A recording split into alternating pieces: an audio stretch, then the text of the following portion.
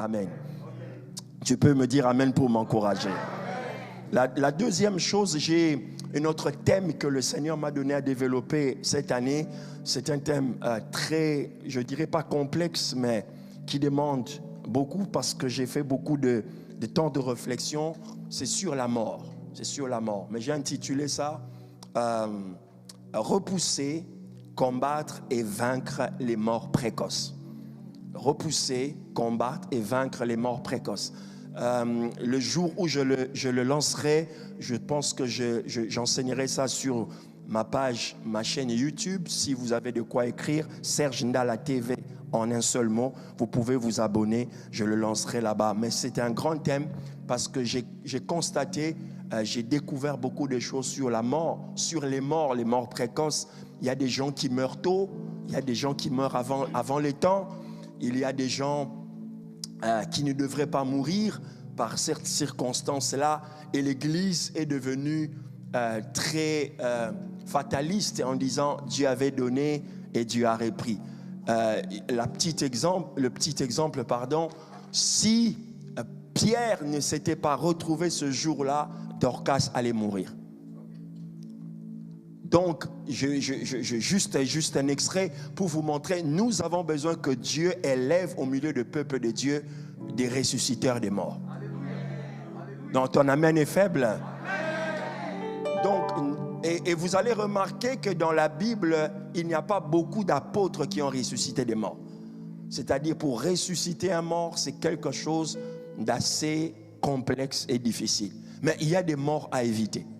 La Bible dit, Moïse, serviteur de l'Éternel, mourut selon l'ordre de l'Éternel. Selon l'ordre de l'Éternel. Donc, il y a des choses à découvrir. Les morts des masses, d'où viennent-elles? Qu'est-ce qui est derrière? Qu'est-ce qui est caché derrière? Les tueries de masse, par exemple aux États-Unis, pourquoi? Et nous voyons aussi que certaines morts peuvent être évitées.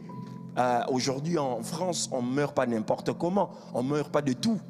Parce que la médecine a progressé et Dieu a donné la science. Donc, nous avons besoin aussi de prier et de demander au Seigneur d'élever des grands médecins, des grands chercheurs en Afrique pour que nos enfants, nos petits-neveux, nos familles qui sont restées ne meurent pas des petites maladies. Est-ce que vous comprenez la dimension? Je ne veux pas qu'on ait peur de la mort et qu'on soit fataliste face à la mort, parce que Dieu qui avait envoyé le prophète Ésaïe pour que Ésaïe, on lui dise au roi qu'il allait mourir, ce roi s'est retourné et a repoussé. Il a repoussé. C'est pourquoi j'ai dit on peut repousser les jours de sa mort. Bon, ton amen ne me convainc pas, continuer. Je vais prêcher mon sujet aujourd'hui. Je vais lire avec vous deux textes. Ce soir, je l'intitule « Les mystères et les révélations sur l'ombre ». Les mystères et les révélations sur l'ombre. Il y a des gens qui n'écrivent pas, vous pouvez écrire, ou vous pouvez même écrire dans votre... Ayez toujours l'habitude de ramener un stylo, un bloc-notes, parce que ce que vous allez entendre va forcément booster votre esprit. Les mystères. Pourquoi j'ai dit mystère et révélation? Parce que chaque fois qu'il y a mystère, il faut qu'il y ait révélation. Voilà, ça ne peut pas rester un mystère. Parce que nous, on a reçu la grâce de comprendre les mystères du royaume de cieux. Jésus disait, à vous, il vous a été donné de comprendre les mystères. Et lorsqu'on comprend un mystère, cela veut dire qu'on a reçu la révélation. Donc, les choses de Dieu pour nous ne doivent pas rester au niveau du mystère. Mystère pour ceux qui n'ont pas la révélation. Père, pour nous qui avons l'Esprit de Dieu, nous avons la grâce de les comprendre. Je lis deux textes avec vous. Luc chapitre 1. Luc chapitre 1 à partir de verset 26.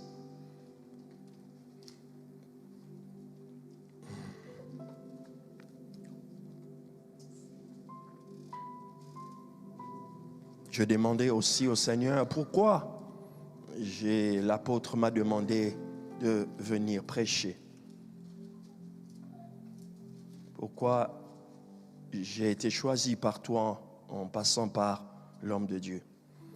Et le Seigneur m'a dit, généralement, quand tu vas prêcher, les gens sont bénis. Mais il faut expliquer aussi à l'Église que moi, je suis l'Éternel qui envoie mon serviteur dans un endroit, pas seulement pour que le peuple soit béni, mais pour que toi aussi tu sois béni. J'ai la garantie qu'il y a une dizaine de personnes ici qui vont bénir ma vie aujourd'hui. Ta présence est déjà une bénédiction. Amen. Luc chapitre 1 à partir du verset 26. Au 6e mois, l'ange Gabriel fut envoyé par Dieu dans une ville de Galilée, appelée Nazareth, auprès d'une vierge fiancée à un homme de la maison de David, nommé Joseph. Le nom de la vierge était Marie. L'ange entra chez elle et dit, « Je te salue, toi à qui une grâce a été faite. Le Seigneur est avec toi. » Troublée par cette parole, Marie se demandait ce que pouvait signifier une telle salutation. Je prie que Dieu te oigne afin que lorsque tu dis seulement à quelqu'un salut, shalom, paix, que la personne sente la puissance de Dieu. Tout celui qui demeure, je crois en la loi de la ressemblance. Ceux qui s'assemblent se ressemblent. L'ange n'est pas fort parce que c'est un ange, c'est parce qu'il reste dans la présence de Dieu. Et chaque ange qui est dépêché, qui quitte le trône et qui vient devant un être humain, il ramène la présence de Dieu. Je prie que tu sois un ange pour quelqu'un. Ton amen est faible. Donne-moi un amen de cep. Marie était troublée par la salutation de l'ange et se demandait ce que pouvait signifier cette salutation. L'ange lui dit, « Ne crains point, Marie, car tu as trouvé grâce devant Dieu. Et voici, tu deviendras enceinte et tu enfanteras un fils et tu lui donneras le nom de Jésus. Il sera grand et sera appelé fils du Très-Haut.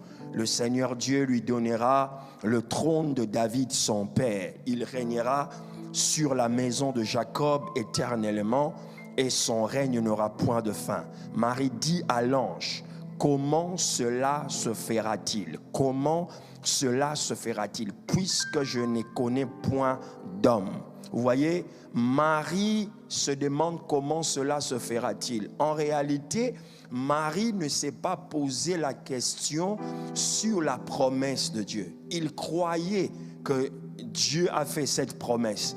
Mais Marie, le problème qu'elle avait, elle n'a pas regardé la promesse de Dieu. Elle a regardé le déficit qui était en elle. C'est pourquoi elle s'est posé la question, parce qu'elle ne comprenait pas comment est-ce que elle, qui ne connaît point d'homme, peut avoir un enfant. Elle a peut-être cru en ce que Dieu disait par l'ange, mais lorsqu'elle regardait sa condition, cela l'a troublée parce que la promesse était à l'opposé de sa condition. Je prie pour une personne afin que Dieu t'ouvre l'esprit et que lorsque Dieu te parle, que tu ne sois pas braqué sur ta condition, mais sur la possibilité éternelle qu'il y a dans la parole de Dieu d'accomplir avec efficacité sa parole.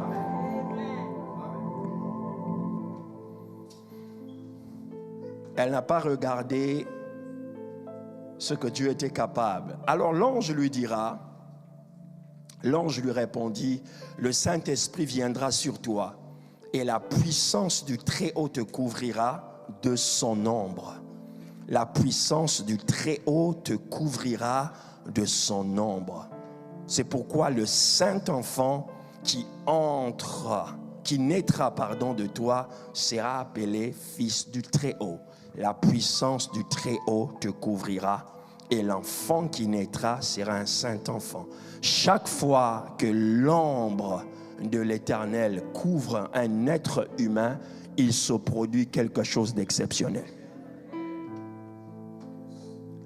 Et l'ombre de l'Éternel n'apparaît pas tout le temps. Il n'apparaît que pour des projets spécifiques. parce qu'il doit produire quelque chose de particulier. Aucun autre enfant sur la terre n'est né sous l'ombre du Saint-Esprit, à part Jésus. Je reviendrai sur cela. Et le deuxième texte que je lis avec vous, c'est dans Ésaïe chapitre 32, verset 2. Ésaïe 32, verset 2. Alors le roi régnera selon la justice. Je veux que vous reteniez cela. Alors le roi régnera selon la justice et les princes gouverneront avec droiture. Les rois régnera avec la justice, selon la justice, et les princes gouverneront avec droiture. Chacun d'eux sera comme un abri contre le vent, un refuge contre la tempête, comme des courants d'eau dans un lieu desséché, comme l'ombre d'un grand rocher dans une terre altérée. Comme l'ombre. Dieu veut faire que seulement pas lui, il soit l'ombre qui produit des miracles, mais Dieu, à la fin de ce message, voudrait, à cause de la justice de l'apôtre Douglas, à cause de la justice par laquelle il a conduit le peuple de Dieu, à cause, selon la justice, il se produira dans cette église des princes qui gouverneront avec droiture. Aïe, Shadalabaka. J'aurais clôturé ce message même avec ce verset. Je rentre en prix. J'ai dit, lorsqu'un homme a marché selon la justice, il ne peut que se produire des leaders d'exception. Tu es béni de servir Dieu à côté de ce temps. Et je pèse mes mots. Le mot ombre dans le dictionnaire, j'ai parcouru quelques définitions. J'en veux vous en lire 2 ou 3, 4 peut-être. Première définition, c'est une zone sombre résultant de l'interception de la lumière ou l'absence de la lumière. C'est très technique, je ne sais pas trop ce que ça veut dire, mais je l'ai quand même vu dans le dictionnaire. À vous les gens intelligents de comprendre ce que ça veut dire. Mais je comprends qu'il y a un lien fort entre l'ombre et la lumière. OK ? Et le côté sombre de choses. Donc chaque fois qu'on parle de l'ombre, on fait allusion à un côté la lumière et un côté sombre. Ça c'est le côté technique. Deuxième définition, j'ai trouvé, on a dit, c'est une silhouette sombre, plus ou moins déformée, que projette sur une surface un corps qui intercepte la lumière. Voyez, l'ombre a toujours un côté interception de la lumière pour que ça se produise. Mais si on dit une silhouette sombre, donc on ne peut pas vraiment décrire quelqu'un par son ombre. OK? Parce que c'est un côté sombre. Moi, je donnerai ma définition à la fin. La troisième définition, c'est une forme indécise de quelqu'un que l'on voit à peine dans une demi-obscurité. Après avoir vu, on peut dire, j'ai vu ton ombre dans le jardin. OK? Ce n'est pas toi qu'on a aperçu, mais on t'a aperçu par ton ombre. Mais on ne peut pas dire forcément que c'est toi, parce qu'on n'a pas vu vraiment ton vrai visage. Quatrième définition, c'est un peu littéraire cette définition. On dit c'est une très petite quantité de quelque chose c'est une très petite quantité de quelque chose. Par exemple, l'expression « il n'y a pas l'ombre d'un doute » ou « il n'était que l'ombre de lui-même ». Ça veut dire tellement que tu n'apparais pas selon la splendeur qu'on t'a connue, on va se référer à toi ou on va parler de toi en disant il ne fait que l'ombre de lui-même. Ça veut dire que en te regardant et en regardant ce que tu fus, il n'y a pas photo. Il y a eu un décalage. Bref, si je vous ai donné toutes ces définitions, c'est nullement pour que je refasse votre bac ou que je vous évalue en français. Non. Mais c'est juste pour vous montrer dans toutes les définitions qu'on peut donner de l'ombre, en fait, l'ombre ne représente rien.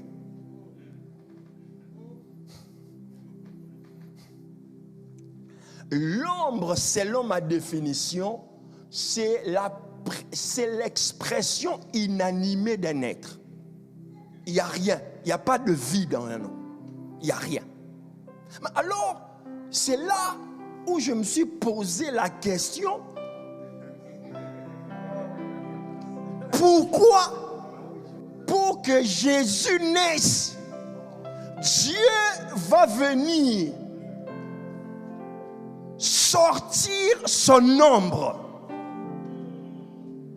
Parce que l'ombre se nourrit de la lumière.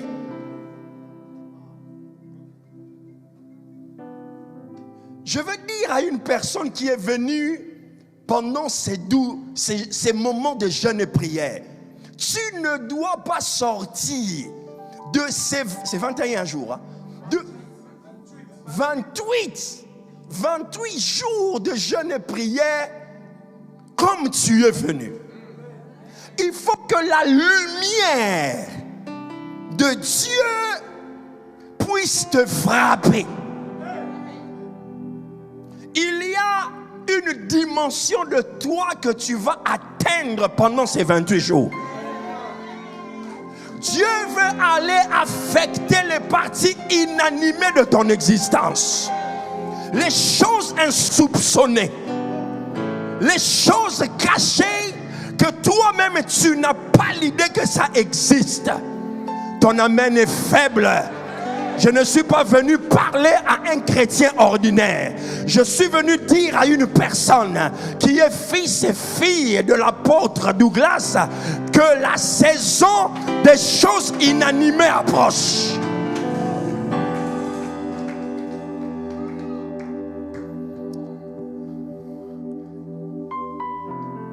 L'ombre. Je vais te faire balader un peu dans la Bible. Il y a un principe dans l'interprétation des Saintes Écritures. Généralement, les concepts ou les mots sont interconnectés. Chaque fois qu'on parle d'un élément, vous allez voir un autre suivre. Par exemple, lorsque vous voyez par exemple les salutations de Paul, lorsqu'il parle de grâce, il y a toujours le mot paix. Donc, il y a des mots, lorsque vous les voyez dans la Bible, automatiquement, son cousin, son voisin, son petit frère est derrière. Il est juste à côté là. Donc, lorsqu'on parle de paix, il y a la bénédiction. Lorsqu'on parle de la sainteté, il y a la présence de Dieu. Alors, dans le mot ombre, vous allez retrouver, même si l'ombre en lui-même, c'est quelque chose d'inanimé, mais il a su à travers la lumière ramener des petits frères, des cousins et des cousines autour de lui.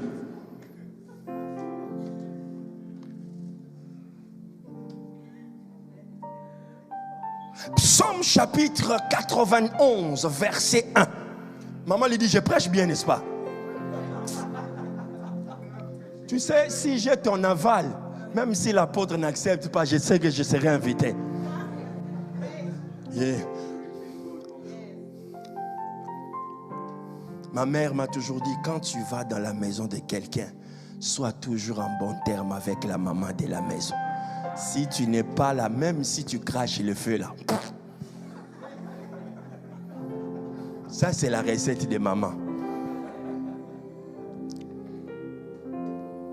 Psaume 91, verset 1. Celui qui demeure sous l'abri du Très-Haut repose à l'ombre du Tout-Puissant. Donc lorsqu'on parle de l'ombre, il y a impérativement le repos. Donc tu ne peux pas expérimenter l'ombre de Dieu dans ta vie sans que tu sois dans le repos. Le repos n'est pas une cessation d'activité. Le repos est un état de ton esprit qui est calme, qui est serein, qui est dans la paix et qui n'a pas peur du lendemain.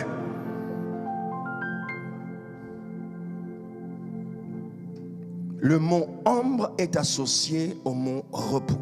Dieu se reposa. Cela ne veut pas dire que Dieu cessa les activités. Non, Dieu contempla ce qu'il avait créé. Deuxième mot, Psaume chapitre 17, verset 8. Psaume 17, verset 8. Garde-moi comme la prunelle de l'œil. Protège-moi à l'ombre de tes ailes. Protège-moi à l'ombre de tes ailes. Protège-moi à l'ombre de tes ailes. Il y a de la protection pour ceux qui sont sous l'ombre de l'Éternel.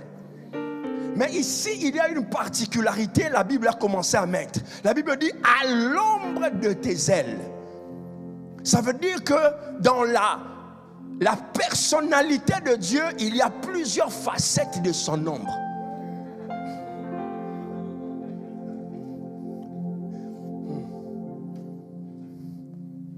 À l'ombre de ses ailes. Troisième vérité, Psaume 36, verset 8. Combien est précieuse ta bonté. Psaume 36, verset 8. Combien est précieuse ta bonté. Ô Dieu, à l'ombre de tes ailes, les fils de l'homme cherchent un refuge. Il y a une différence entre l'abri et le refuge. Mais le mot ombre est associé au refuge. Lorsqu'on est persécuté, on ne court pas loin de Dieu, on court vers Dieu parce que c'est un refuge. Je ne comprends jamais ces genres de personnes, quand ils ont des problèmes, tu les vois plus, tu l'appelles, tu dis, mais mon fils, pourquoi je ne te vois plus à l'église? Tu dis, papa, ces derniers temps, j'ai des problèmes. C'est pourquoi je suis un peu à la maison. Mensonge cousu de fil blanc venant de l'enfer. Tu n'es pas venu à l'église. Oh, je ne me sentais pas bien. C'est pourquoi je ne suis pas venu. Mais viens à l'église, on prie pour toi. C'est quoi ces gens de chrétiens? Ils ne se sentent pas bien. Oh, je ne viens pas à l'église. Non, mais viens parce que tu vas expérimenter la puissance de Dieu.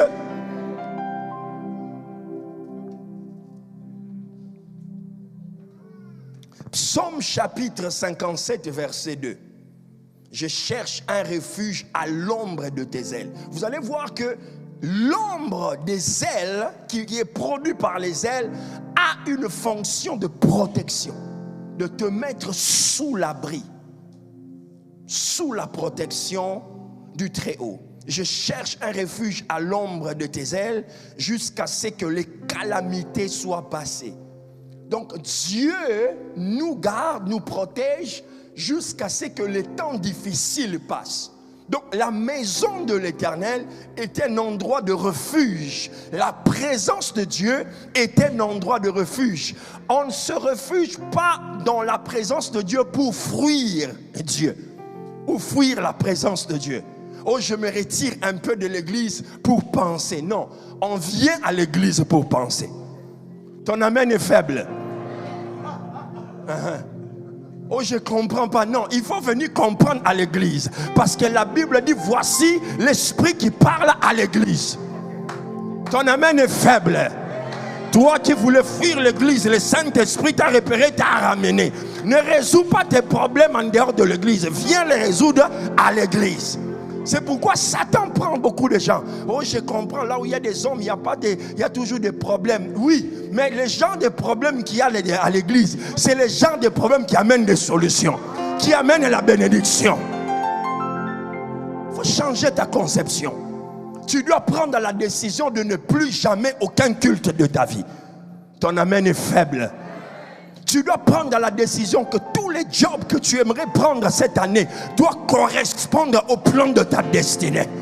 D'ailleurs, si j'étais toi, j'obligerais dans Dieu, je prierais afin que Dieu me mette en contact avec des sociétés, des entreprises qui s'alignent dans ma destinée.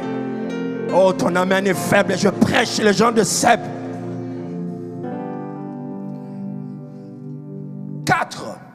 4e élément. Psaume 63, verset 7. Car tu es mon secours et je suis dans l'allégresse. Je suis dans l'allégresse à l'ombre de tes ailes. Je suis dans l'allégresse à l'ombre de tes ailes. Quand on est dans la présence de Dieu, sous l'ombre de Dieu, il y a de la joie. Je ne comprends pas des chrétiens quand tu leur vois pendant les cultes, ils sont tristes. Quand ils venaient, ils étaient tristes. Je ne comprends pas comment quelqu'un peut être triste en étant dans le Seigneur. Ce sont des choses que moi, je n'ai jamais compris. Tu ne peux plus être triste dans ta vie. Tu dois être joyeux. La Bible dit, réjouissez-vous dans le Seigneur, réjouissez-vous. Amen. Ésaïe chapitre 49, verset 2. Je sais pourquoi je vous donne tous ces versets. Maintenant, l'ombre va changer. Il a rendu ma bouche semblable à un glaive tranchant. Il m'en a couvert de l'ombre de sa main. Ce n'est plus l'ombre de ses ailes, l'ombre de sa main. Il a fait de moi une flèche. L'ombre de sa main n'a pas la fonction de protection. Ça a la fonction de production.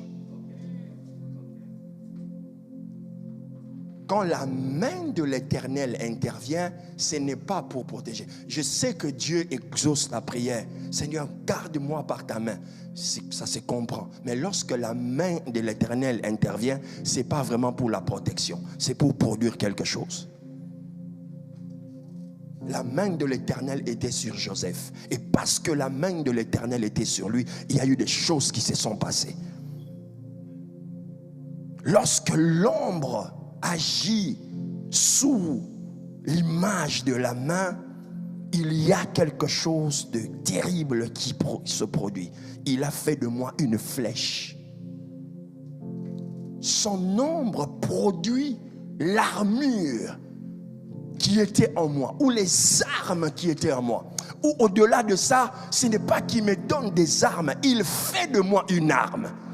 Je suis une arme entre les mains de l'Éternel. Donc je ne peux pas subir seulement des attaques, je suis une arme pour attaquer. Récemment, je priais pour une maman, une femme. Chez nous, on les appelle les mamans. Et elle me disait, pasteur, moi, je fais toujours des cauchemars, des cauchemars. J'ai dit, je vais prier pour toi. À partir d'aujourd'hui, ce n'est plus toi qu'on doit commencer à suivre dans les songes. C'est toi qui dois commencer à suivre les gens. Oh, quelques semaines plus tard, elle m'a dit, pasteur, elle m'a appelé, elle était toute contente. J'ai dit, maman, c'est quoi le problème? Elle m'a dit, hey, j'ai fait mon premier rêve. J'ai poursuivi les gens. Alléluia. Oh, vous savez, ce que tu vois dans le monde spirituel représente ce que tu es. Dans le monde spirituel, sa dimension avait changé. Elle ne subissait plus les attaques, elle était devenue l'attaquante. Je veux que Dieu, pendant ces 28 jours, que tu deviennes une flèche sous l'ombre de l'Éternel. J'ai dit que tu deviennes une flèche. La flèche n'est pas forte en soi, elle dépend de la personne. Elle dépend de la personne qui voit. Oh, elle peut être petite, mais si la force de celui qui la tient par l'arc est puissante, elle ne sera pas déterminée par le vent, mais par leur force. Que tu sois la flèche de ta famille. Que tu sois la flèche de cette église. Ton amen est faible. Que tu sois la flèche des nouveaux entrepreneurs de CEP. Que tu sois la flèche des intercesseurs de CEP.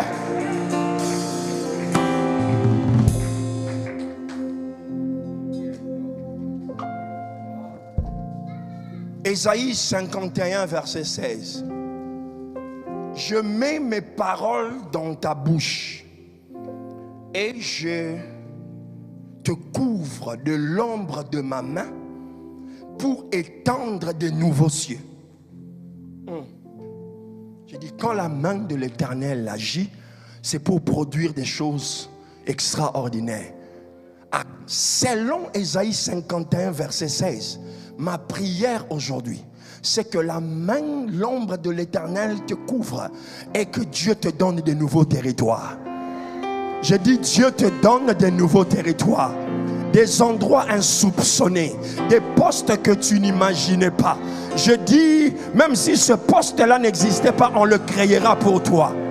Ah, tu n'as pas compris que quel que soit ce que le diable pourra faire, la main de l'Éternel sous son ombre te produira de nouveaux cieux.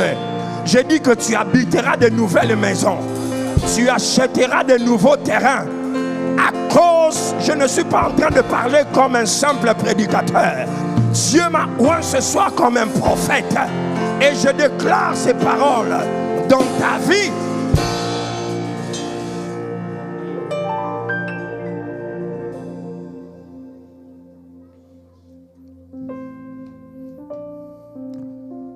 Il y a aussi l'ombre de la mort.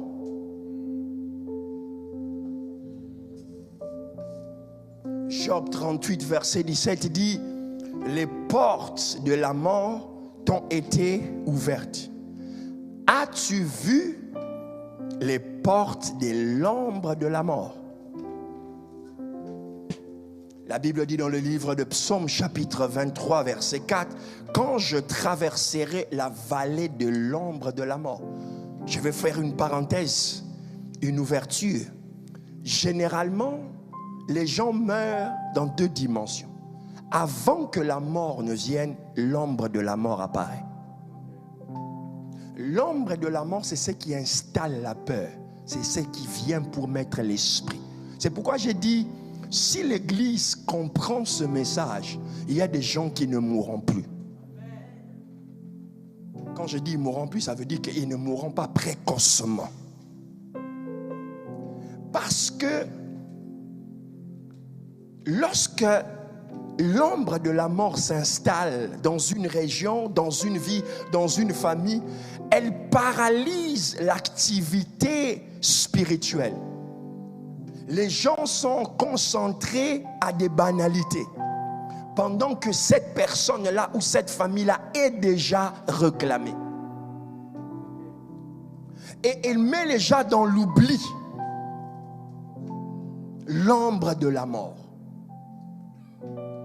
Si vous avez des intercesseurs, des gens qui peuvent voir des choses, par la grâce de Dieu, vous êtes bénis. Nous prions que dans les églises aujourd'hui, à part le pasteur, le corps pastoral, que Dieu suscite, même au milieu des enfants, des gens qui peuvent voir des événements qui vont arriver. Je crois, j'aime l'école du dimanche, mais je n'aime pas l'école du dimanche traditionnelle. J'aime l'école du dimanche spirituel, où on commence à dire aux enfants qui ont 8 ans qui seront des prophètes, où on commence à dire aux enfants qui ont 9 ans qui seront millionnaires. Je ne veux pas seulement qu'on leur raconte des histoires pour qu'ils s'amusent. Ils sont dans la maison de Dieu, et parce que l'ombre de Dieu sera là, dans la nuit ils verront des choses. Lorsqu'un danger voudra venir dans leur maison, l'enfant pourra voir, car il est écrit, j'ai reversé mon esprit, et des jeunes gens auront des visions. Des jeunes gens auront des visions. C'est Dieu t'a choisi pour susciter un nouveau leadership, des nouveaux concepts de serviteurs de Dieu qui craignent Dieu. Pas des prophètes de pacotille, pas des pasteurs de pacotille, mais des hommes et des femmes faits à l'image de Christ, capables de servir Dieu sans intérêt aucun, mais servir Dieu parce qu'ils ont compris qu'ils ont été choisis. J'ai parlé de toi.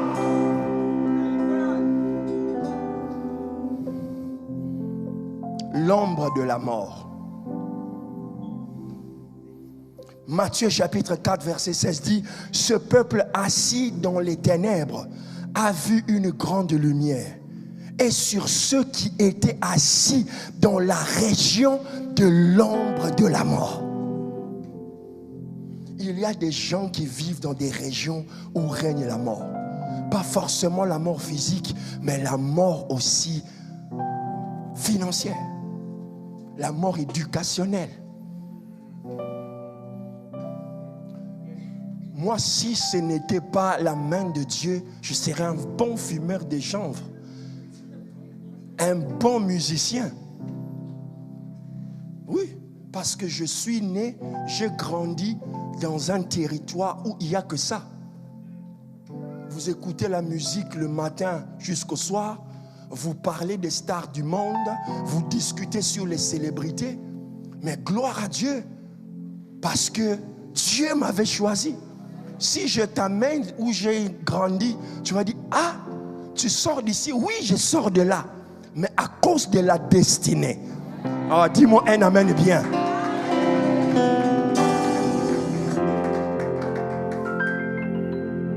Chaque fois, j'étais à Kinshasa récemment, chaque fois que je passe là, je dis: hé, là je sors mon vieux nom, hein, mon vieux nom.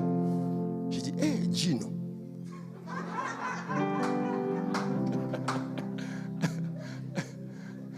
Et tu là, tu vois, tu les vois, tu dis: hé. Là tu dis: papa Dieu, merci. Il y a des régions où règne. C'est pourquoi avant d'entrer dans un quartier, d'aller dans un endroit, tu dois demander la volonté de Dieu. Il y a des quartiers, il y a des départements, tu vas, tu meurs. Tes affaires meurent, tes enfants meurent. Dis-moi un amen bien. Elimelech prend sa femme et ses enfants. Ils vont à Moab. Ils étaient à Bethel, la maison du pain, mais ils retrouvent. Il y a des femmes qui subissent l'onction, le leadership d'Elimelech. Elle ressentait qu'il ne fallait pas partir, mais elle est partie par soumission. Mais là-bas, elle a tout perdu à cause du mauvais leadership de l'homme. Tu dois demander à Dieu, à moins que tu sois loin, parce que la lumière chasse l'ombre. Mais si ta lumière n'est pas élevée, cette ombre-là va te terrasser. Ton amen est faible. C'est pourquoi tu as des démons, tu viens: au nom de Jésus, ça ne part pas. Parce que ta lumière est petite, ça ne peut pas chasser l'ombre qui est là. Il faut que ta lumière augmente. N'oublie pas, je parle de l'ombre. Je vais aller vite pour clôturer.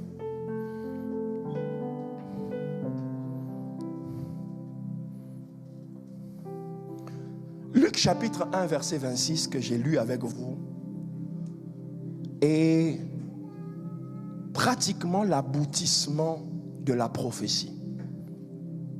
Ésaïe chapitre 7 donnait la prophétie en disant: la jeune fille ou la vierge deviendra enceinte. C'était dans l'ancien temps, l'Ancien Testament, où on va dire, c'est l'une des plus grandes prophéties de la Bible. Et c'est l'un des fondements essentiels du christianisme. Le Christ est né sous une vierge. Dans notre confession de foi, lorsque nous confessons notre foi, nous savons que l'incarnation est le seul qui incarne quelque chose du divin à l'humain, c'est Christ. Il est 100% Dieu, il est 100% homme. Il est né sous une vierge. Mais pour arriver à produire ce résultat, Dieu n'a pas seulement envoyé son esprit. Dieu n'a pas seulement envoyé son ange. Dieu a libéré son ombre. Dieu a libéré quelque chose d'unique pour produire. Et sachez que dans notre destinée, il y a toujours une vérité. Lorsque nous sommes en face de produire quelque chose d'unique, Dieu va nous donner une dimension de son pouvoir, de sa puissance qui n'a rien à voir. C'est la raison pour laquelle de temps en temps, il t'amène dans la prière. Il te dit, prends le temps d'abandonner tout, de laisser le quotidien, de venir, parce que ce que je veux faire avec toi nécessite toute ton attention. Tu ne peux pas opérer dans la dimension des choses auxquelles je t'appelle si tu as encore ton vieux manteau, si tu as encore ta vieille huile, si tu as encore tes vieilles prières. Il faut que je déverse mon ombre sur toi, que je te couvre de mon ombre pour que le Christ apparaisse. De la même manière, quand ce Christ, ce Jésus va mourir, la Bible dit Dieu va déployer toute sa puissance pour le ressusciter. Pourquoi? Parce que la mort voulait retenir ce que Dieu avait produit.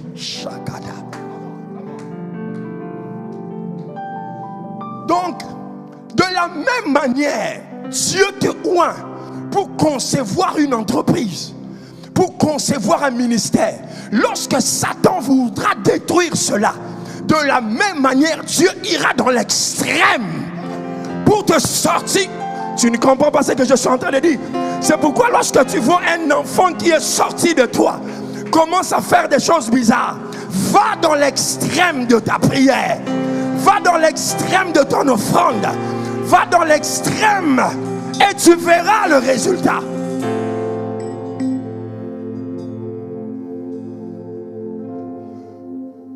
Lorsque Jésus ressuscite, il appelle ses apôtres, il leur donne le pouvoir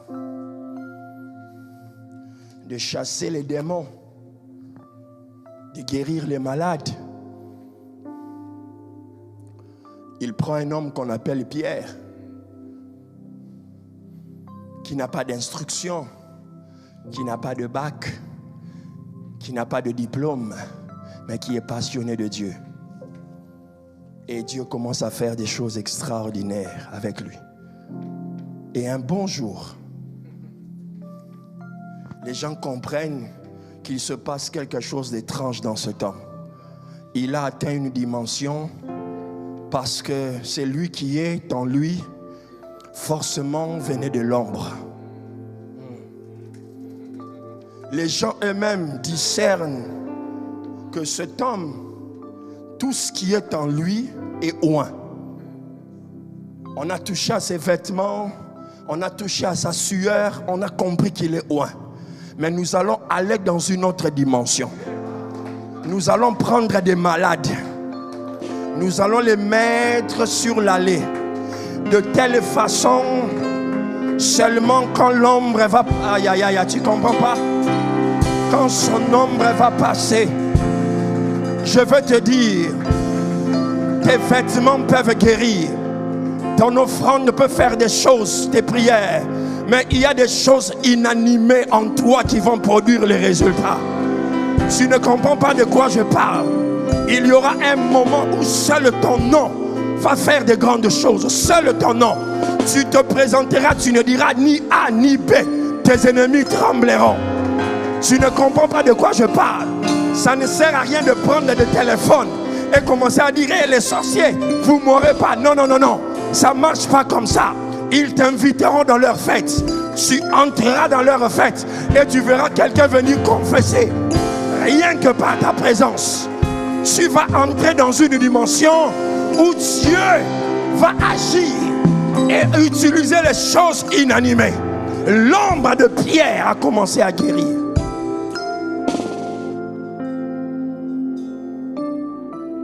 Dieu m'a dit de te dire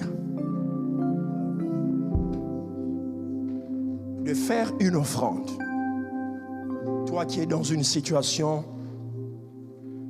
financière compliquée, de la poser sur l'autel de Dieu. L'ombre de Dieu, par sa main, couvrira ton offrande et se produira un résultat spectaculaire cette année. Tu vois, ton amen est faible.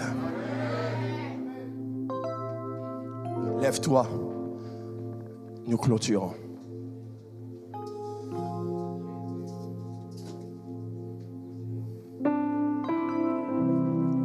Et je clôture avec le texte de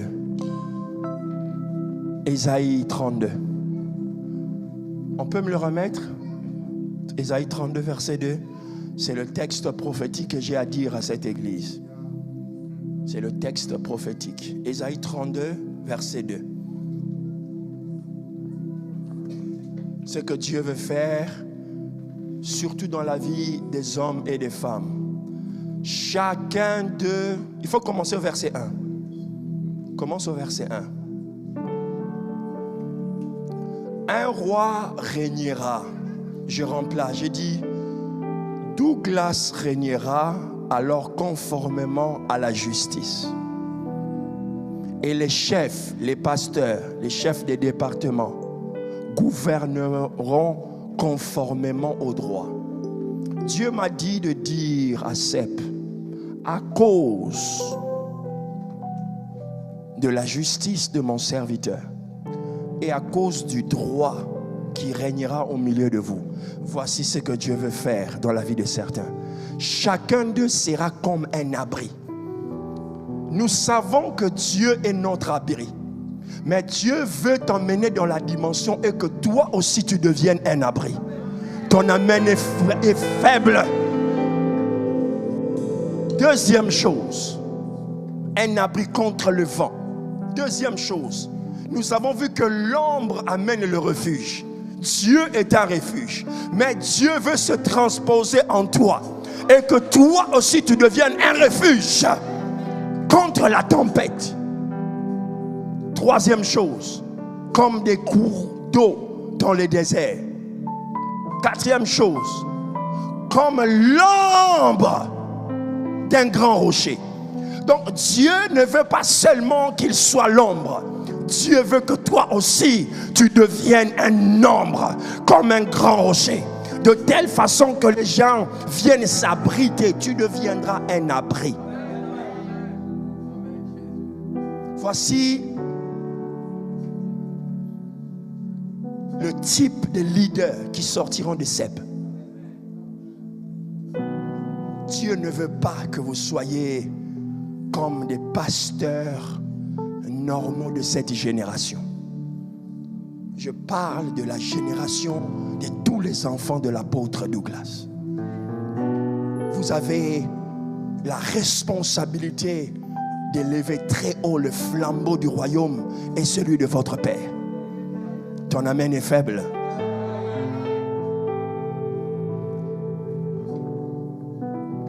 Il y aura une grande responsabilité, une grande onction dans ce que vous ferez. Je prie, lève ta main droite.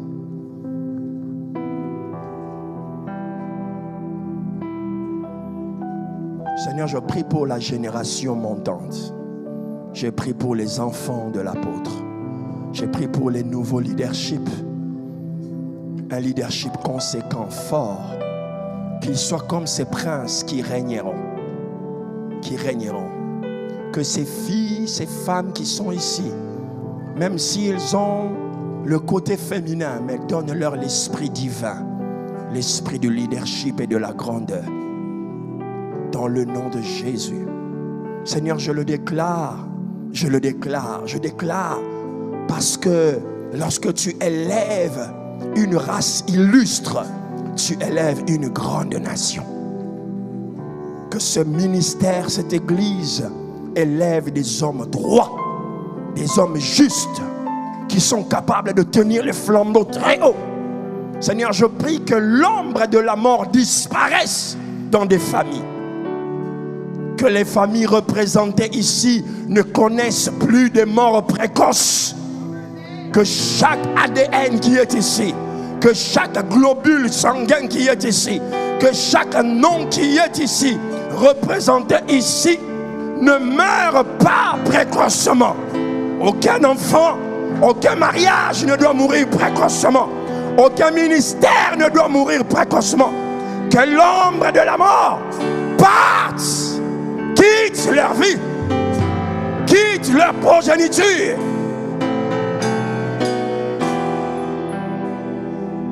Et je prie pour toi, pour celui dont j'ai dit, tiens une offrande, pas l'offrande que tu avais prévu de donner, l'offrande que tu as écoutée. Tu sais que tu passes un temps difficile. Tu dis, Dieu, je vais déposer sur l'autel une offrande. Je sais que c'est 28 jours de jeûne. C'est inhabituel. Je fais des choses inhabituelles aujourd'hui. Je prie pour toi. Je prie pour toi. Je prie pour toi. Si tu l'as ici, tu peux venir le faire au nom de Jésus. Je prie pour toi. Seigneur, libère l'onction dans la vie de cette personne. Dans le nom de Jésus. Dans le nom de Jésus. Dans le nom de Jésus. Dans le nom de Jésus. Je sais que tu as fait d'énormes sacrifices. Ça n'a rien à voir. C'est un appel prophétique. Afin que l'ombre de la crise passe. L'ombre de la mort passe. Dans le nom de Jésus. Il faut faire vite pour que je libère le micro.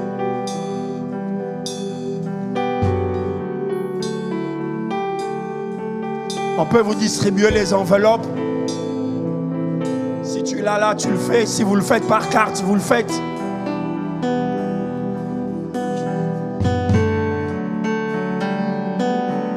Jesus.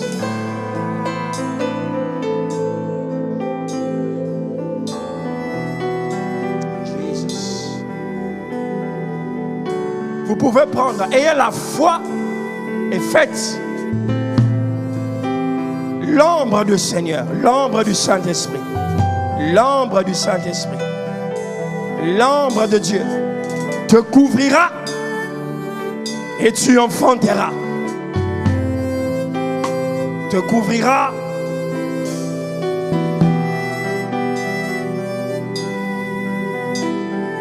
L'ombre te couvrira. L'ombre te couvrira. L'ombre te couvrira. L'ombre te couvrira. L'ombre te couvrira. L'ombre te couvrira.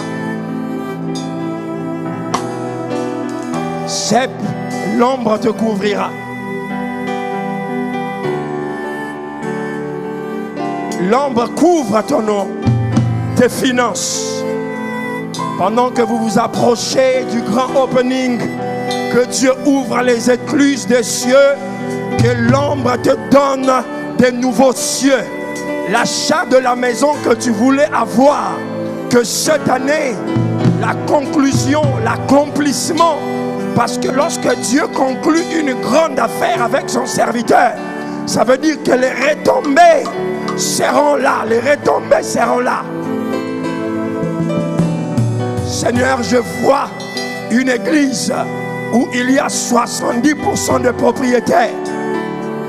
Seigneur, réduis le nombre de locataires à 7 et donne aux hommes et aux femmes, aux jeunes couples, aux célibataires, aux femmes seules, aux célibataires, aux jeunes garçons, la capacité d'avoir l'ombre, l'ombre, l'ombre, l'ombre, l'ombre de l'Éternel te couvrira.